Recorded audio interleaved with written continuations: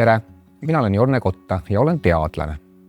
Täpsemalt öeldes mereteadlane ja mereteadlane, see on siis selline amet, kes kirjeldab meid ümbritsevat loodust, üritab aru saada, kuidas loodus toimib ja kui eriti hästi läheb, siis ka ennustada, mis tulevikus juhtuma hakkab.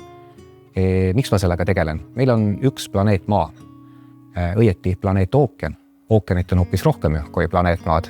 Ja ma arvan, et ookean ja meri, need pakuvad meile tegelikult lahendusi tulevikuks ja ka olevikuks. Tegelikult kõik on üks. Kui me võrdleme näiteks muusikat ja loodusteadusi, siis ei ole nii, et loodusteadus on kuiv statistika, vaid seal on samamoodi nagu ka muusikas vaja inspiratsiooni ja loovust.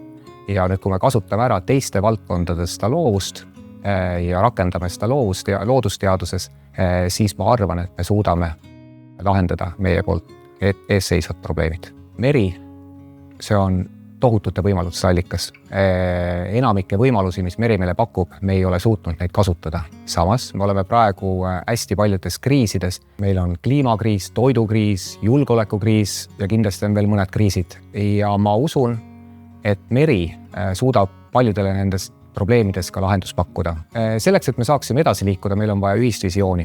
Ja see ühine visioon peaks tulema väga laiapõhiselt. Mitte ainult nüüd teadlased omavahel arutlemas asju, vaid me peaksime koostööd tegema ka täiesti erinevate valdkondadega, näiteks erasektoriga, aga miks mitte ka muusikaga. Kuna loodusteaduses on tegelikult inspiratsioon ja loovust oluliselt rohkem kui kuiva statistikat. Ja just selle inspiratsiooniga me võime suuta lahendada neid probleeme, mis meil täna ees seisavad, sest kõik on üks.